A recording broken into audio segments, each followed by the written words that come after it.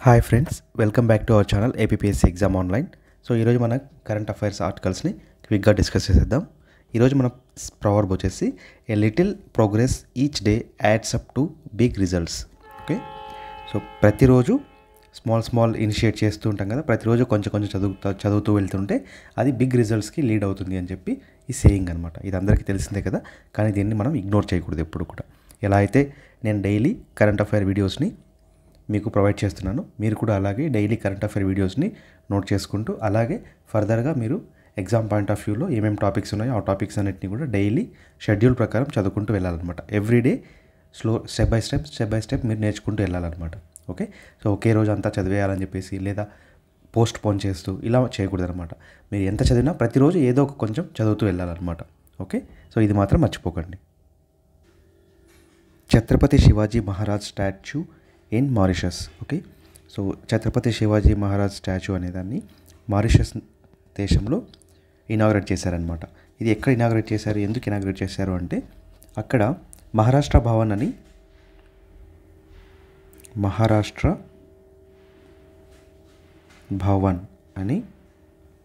ఈ మహారాష్ట్ర నుంచి వెళ్ళి అక్కడ సెటిల్ అయిన వాళ్ళందరి కోసం మహారాష్ట్ర భవన్ అనే దాన్ని 25 ఇయర్స్ బ్యాక్ మహారాష్ట్ర గవర్నమెంట్ అక్కడ ఎస్టాబ్లిష్ చేసిందనమాట. ఓకే, సో ఈ 25 ఇయర్స్ జరిగిన సందర్భంగా ఇక్కడ ఛత్రపతి శివాజీ మహారాజ్ యొక్క విగ్రహాన్ని స్థాపించడం జరిగిందనమాట. ఓకే, సో అది పిఐబి న్యూస్లో వచ్చింటే నేను అది మీకు ఇన్ఫర్మేషన్ ఇవ్వడానికి పెట్టానమాట. ఓకే, మారిషస్ అంటే మనకు తెలుసు కదా, మారిషస్ క్యాపిటల్ సిటీ వచ్చి పోర్ట్ లూయిస్. ఓకే, కరెన్సీ వచ్చి మన రూపీనే అనమాట, మారిషస్ రూపీ. ఓకే, అలాగే మారిషస్ ఎక్కడ లొకేట్ అయ్యింది అంటే ఇండియన్ ఓషన్లో లొకేట్ అయ్యిందనమాట. ఫార్ ఈస్ట్ ఇండియన్ లొకేషన్ అంటే ఆఫ్రికా కాంటినెంట్కి సౌత్ ఈస్ట్ కార్నర్లో ఉందన్నమాట. ఆఫ్రికా కాంటినెంట్కి సౌత్ ఈస్ట్ కార్నర్లో మెడగాస్కర్కి ఈస్ట్ సైడ్ ఉందన్నమాట ఈ మారిషస్ అనే దీవి. మారిషస్ కరెంట్ ప్రెసిడెంట్ ఎవరు అంటే ప్రెసిడెంట్ పృథ్వీరాజ్ సింగ్. ఓకే, పృథ్వీరాజ్ సింగ్. అలాగే ప్రైమ్ మినిస్టర్ ఎవరు అంటే మనకు తెలుసు కదా, ఇతను ఎప్పుడు న్యూస్లో ఉంటారనమాట, ప్రవీణ్ జగన్నాథ్.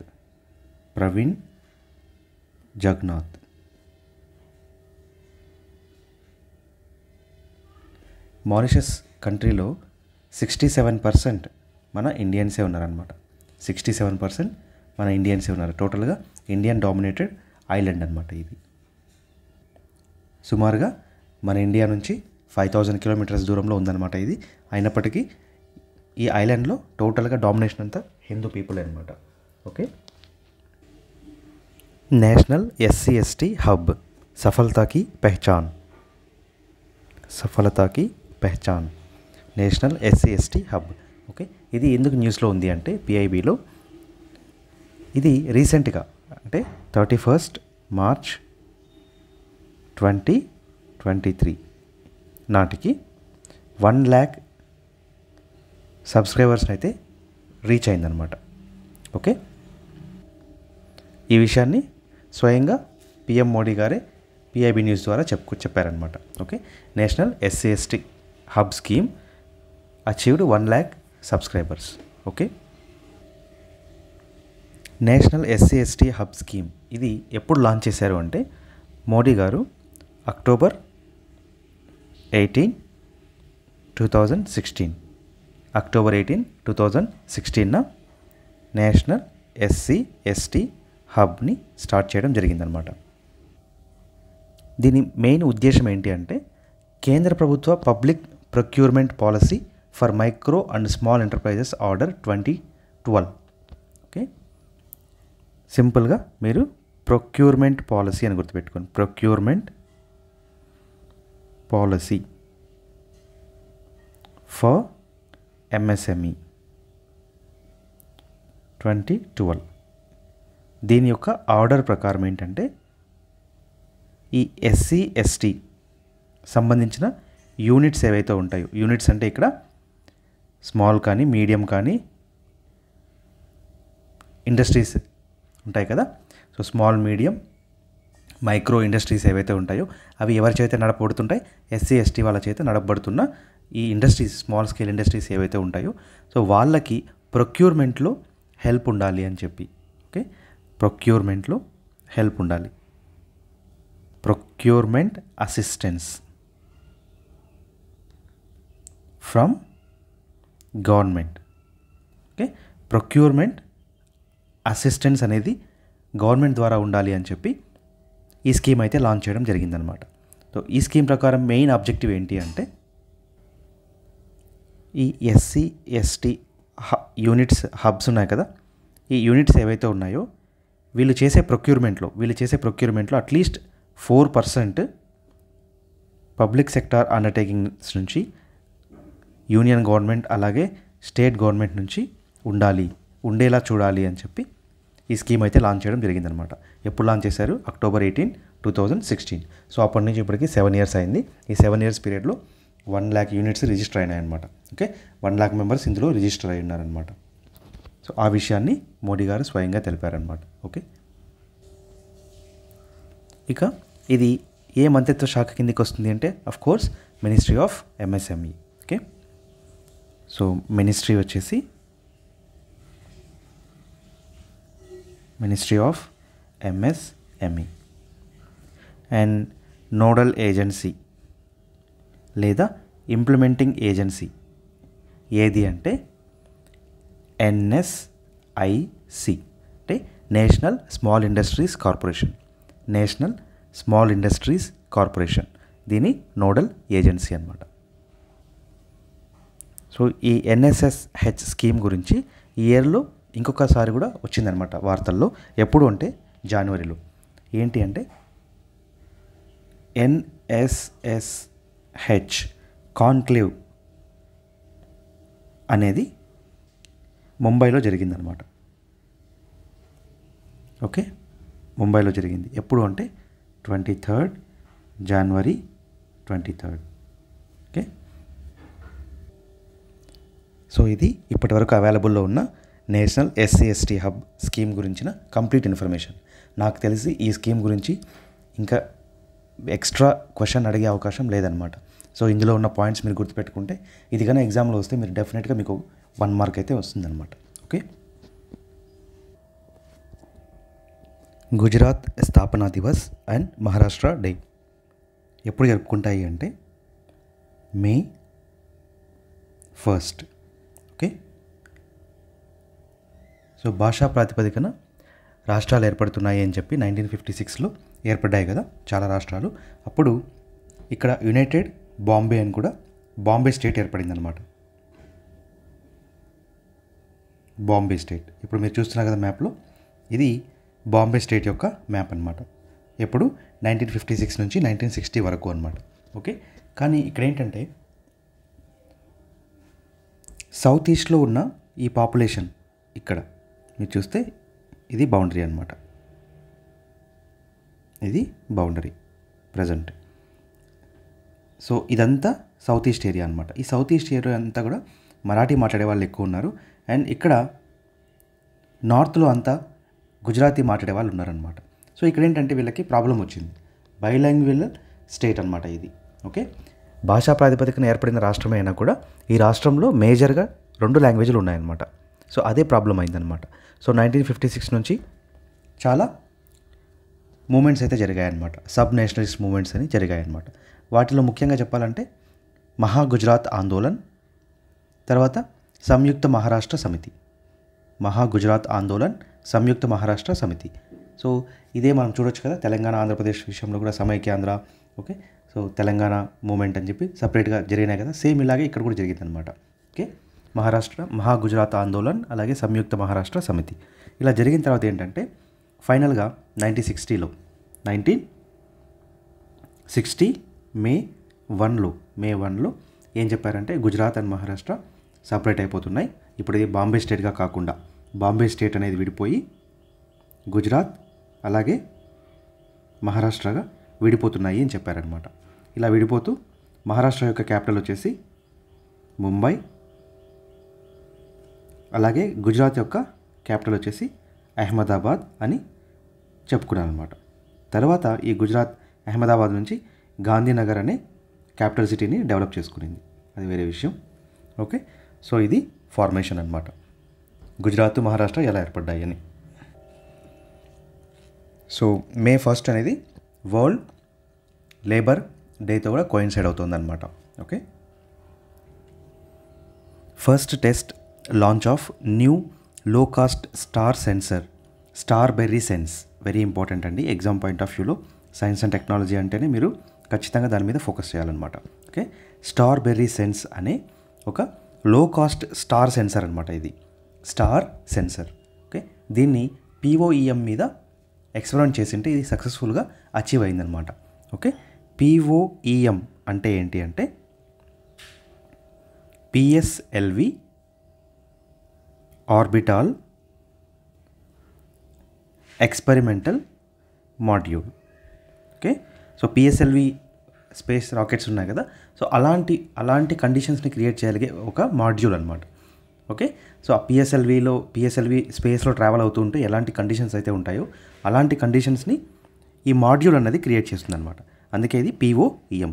ఈ మాడ్యూల్లో దీన్ని టెస్ట్ చేశారనమాట ఫస్ట్ టైం. ఓకే, దీని పేరేంటి, స్టార్బెర్రీ సెన్స్. ఓకే, ఇదొక స్టార్ సెన్సర్, దీని ప్రిన్సిపల్ కూడా దీని పేరులోనే ఉందన్నమాట, స్టార్ సెన్సర్ అని. ఓకే, సో ఏదైనా ఒక రాకెట్ అనేది శాటిలైట్ అనేది స్పేస్లోకి వెళ్ళిందంటే ఓకే, అది దాని పొజిషన్ని తెలుసుకోవడం చాలా important. Position at a given time, so certain టైంలో అది ఎక్కడ లొకేట్ అయ్యింది అని తెలుసుకోవడం చాలా ఇంపార్టెంట్ అనమాట. ఓకే, మనం చూస్తుంటాం కదా, ఇలా రాకెట్ లాంచింగ్ ఎప్పుడైనా జరిగినప్పుడు అది వెళ్తూ ఉంటుంది, ఇట్లా స్పేస్లో వెళ్తూ ఉంటుంది, వాటికి సంబంధించిన ఒక మోనోక్రోమాటిక్ వ్యూలో మనం చూస్తూ ఉంటాం కదా. సో అదేంటంటే పొజిషన్ అనేది చెప్తుంది అనమాట, ఎక్కడ వెళ్తుంది అని. రాకెట్ అనేది ఆ స్పేస్లో ఎక్కడ వెళ్తుంది అని పొజిషన్ చేసేదన్నమాట. ఓకే, సో ఇలాంటివి ఆల్రెడీ ఉన్నాయి ఇలాంటి సెన్సర్స్, కాకపోతే వీళ్ళు ఏంటంటే లో కాస్ట్ స్టార్ సెన్సర్ తయారు చేశారనమాట. దీని పేరు స్టార్బెర్రీ సెన్స్. ఓకే, సో ఈ పొజిషన్ అనేది ఎలా కనుక్కుంటుంది అంటే ఇది finding it's direction in space by identifying the stars in the field of view. అంటే స్టార్స్ని బేస్ చేసుకొని, బేస్డ్ ఆన్ స్టార్స్ని బేస్ చేసుకొని ఇది దాని పొజిషన్ని ఐడెంటిఫై చేసుకుంటుంది అనమాట ఈ సెన్సర్. ఓకే, సో ఈ సెన్సర్ని ఏదైనా ఒక రాకెట్కి అమర్చినారనుకో, అప్పుడు దీని పొజిషన్ ఇది ఐడెంటిఫై చేసిందనుకో, ఆటోమేటిక్గా ఆ రాకెట్ యొక్క పొజిషన్ కూడా ఐడెంటిఫై అయినట్లే కదా. సో అందుకని చెప్పి దీన్ని డెవలప్ చేశారనమాట. ఓకే, ఇది లో కాస్ట్ స్టార్ సెన్సర్. దీన్ని డెవలప్ చేసింది ఎవరు అంటే Indian institute of astrophysics.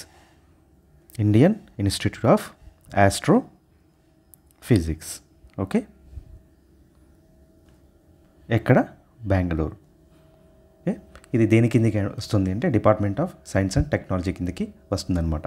Okay, ఈ స్టార్బెర్రీ సెన్స్ అనేది ఉంది కదా, ఇది ఒక స్టార్ సెన్సర్. సో ఇందులో వాడిన కంప్యూటర్ ఏంటి అంటే raspberry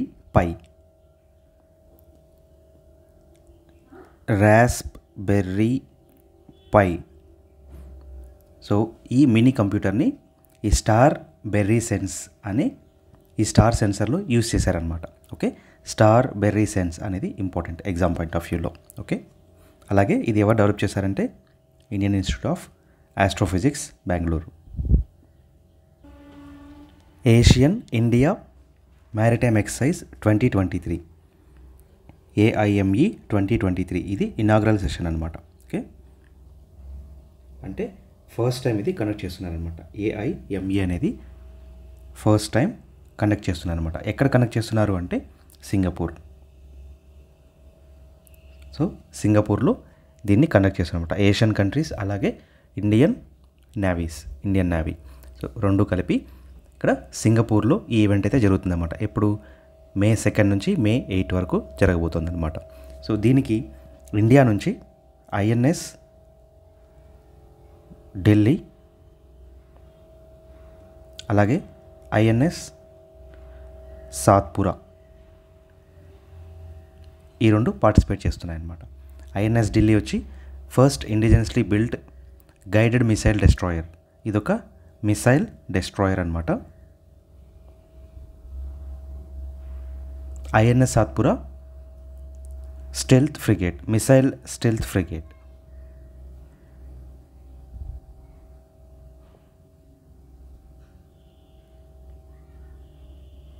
okay, so INS Delhi, INS Satpura ఈవెంట్లో పార్టిసిపేట్ చేస్తున్నాయన్నమాట. ఓకే, అలాగే ఈ year international maritime defence exhibition IMDEX 2023 international maritime defence exhibition అనేది కూడా సింగపూర్లో జరుగుతుందన్నమాట. సింగపూర్. సో ఈ AIME 2023 ఈవెంట్ అయిపోయిన వెంటనే ఈ రెండు కూడా ఇందులో పార్టిసిపేట్ చేస్తాయన్నమాట. IMDEXలో పార్టిసిపేట్ చేస్తాయి. Okay, international maritime defence exhibition ఎక్కడంటే సింగపూర్లో జరుగుతుంది. అలాగే inaugural exercise of AIME Asian India maritime exercise 2023 ఎక్కడ జరుగుతుంది? సింగపూర్లో. సో దానికి పార్టిసిపేట్ చేస్తున్న ఇండియన్ నేవీ తరపున షిప్స్ ఏ ఉన్నాయంటే INS ఢిల్లీ, తర్వాత INS Satpura. Air chief marshal V R Chaudhari, chief of the air staff, ఇతని గురించి ఒక ఆర్టికల్ వచ్చిందనమాట PIBలో. సో మరొకసారి వీళ్ళని గుర్తు తెచ్చుకుందాం అనమాట. Okay, so chief of the air staff వచ్చేసి వివేక్ రామ్ చౌదరి, ఇప్పుడు మీరు చూస్తున్న అతను. అలాగే చీఫ్ ఆఫ్ ఆర్మీ స్టాఫ్ వచ్చేసి, ఆర్మీకి హెడ్ వచ్చేసి ప్రజెంట్ ఎవరున్నారు అంటే జనరల్ మనోజ్ పాండే. ఓకే, మనోజ్ పాండే. అలాగే చీఫ్ ఆఫ్ నేవీకి వచ్చేసి ఎవరున్నారు అంటే present R Harikumar, admiral R Harikumar. అలాగే ఎయిర్ ఫోర్స్కి ఎవరున్నారు అంటే వివేక్ రామ్ చౌదరి. అలాగే ఈ మూడింటికి కలిపి ఎవరున్నారు? చీఫ్ ఆఫ్ డిఫెన్స్ స్టాఫ్ అంటే Anil Chauhan. Okay, 11 dead after inhaling toxic gas in Ludhiana Punjab. Okay, so పంజాబ్లో టాక్సిక్ గ్యాస్ని పీల్చడం వల్ల 11 మంది చనిపోయారనమాట.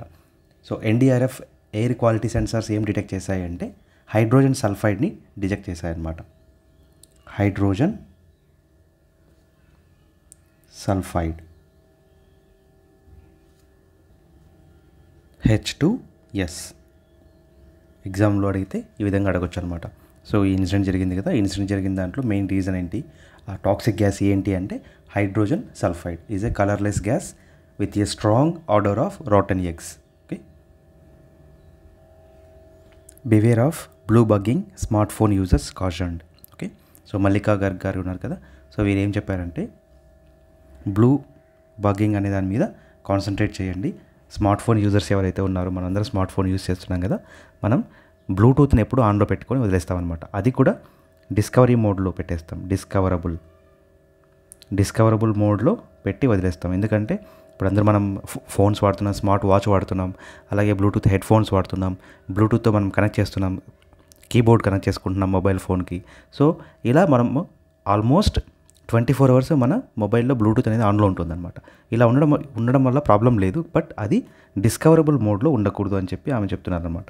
ఓకే, ఒకవేళ అది డిస్కవరబుల్ మోడ్లో ఉంటే ఈజీగా హ్యాకర్స్ అనేవాళ్ళు వితిన్ 10 మీటర్స్ ఆఫ్ డిస్టెన్స్లో ఉంటే, 10 మీటర్స్ ఆఫ్ డిస్టెన్స్లో ఉన్నారనుకోండి, వాళ్ళు ఈజీగా మన స్మార్ట్ ఫోన్ని హ్యాక్ చేసి అందులో ఏంటంటే మన కాల్స్ని వాళ్ళు వినగలరు, అలాగే మెసేజెస్ని చదవగలరు, రాయగలరు, ఎవరికైనా పంపించగలరు, అలాగే కాంటాక్ట్స్ని దొంగలించి అలాగే కాంటాక్ట్స్ని మాడిఫై కూడా చేయగలరు అనమాట. ఓకే, దీన్నే బ్లూ బగ్గింగ్ అంటారు. ఓకే, సో ఈ బ్లూ బగ్గింగ్ అనేది ఎక్కువ అయిపోతుంది. సో దీనికి సంబంధించి మీరు మీ బ్లూటూత్ పైన ఒకసారి కాన్సన్ట్రేట్ చేయండి, అందులో డిస్కవరీ మోడ్ ఉంటుంది కదా, అది డియాక్టివేట్ చేయండి అని చెప్పారనమాట. ఓకే, ఇదొక సైంటిఫిక్ టర్మినాలజీ కాబట్టి, సైన్స్ అండ్ టెక్నాలజీలో వచ్చే టర్మ్ కాబట్టి ఇక్కడ నేను ఆర్టికల్ రూపంలో పెట్టడం జరిగింది. ఓకే, సో ఇదండి ఈరోజు మన కరెంట్ అఫైర్ ఆర్టికల్స్. సో ఈ ఆర్టికల్స్ కనుక మీకు హెల్ప్ఫుల్ అనిపించి, ఈ వీడియో మీకు హెల్ప్ఫుల్ అనిపిస్తోంది ఎగ్జామ్ పాయింట్ ఆఫ్ వ్యూలో అంటే తప్పకుండా లైక్ చేయడం మాత్రం మర్చిపోకండి. అలాగే మీ వ్యూస్ ఏవైనా ఉన్నాయంటే వాటిని కామెంట్ రూపంలో తెలియజేయడం మాత్రం మర్చిపోకండి. ఓకే, సో ఇప్పుడు మీరు ఈ వీడియోని ఫస్ట్ టైం మీరు చూస్తున్నట్లయితే సబ్స్క్రైబ్ చేసుకొని బెల్ ఐకాన్ని ప్రెస్ చేయడం ద్వారా నా వీడియో నోటిఫికేషన్స్ ఎప్పటికప్పుడు మీకు వస్తూ ఉంటాయన్నమాట. సో మీరు డే టు డే కరెంట్ అఫైర్స్ని నోట్ డౌన్ చేసుకోవడం వల్ల మీకు ఎగ్జామ్ పాయింట్ ఆఫ్ వ్యూలో చాలా హెల్ప్ఫుల్గా ఉంటుంది. ఓకే.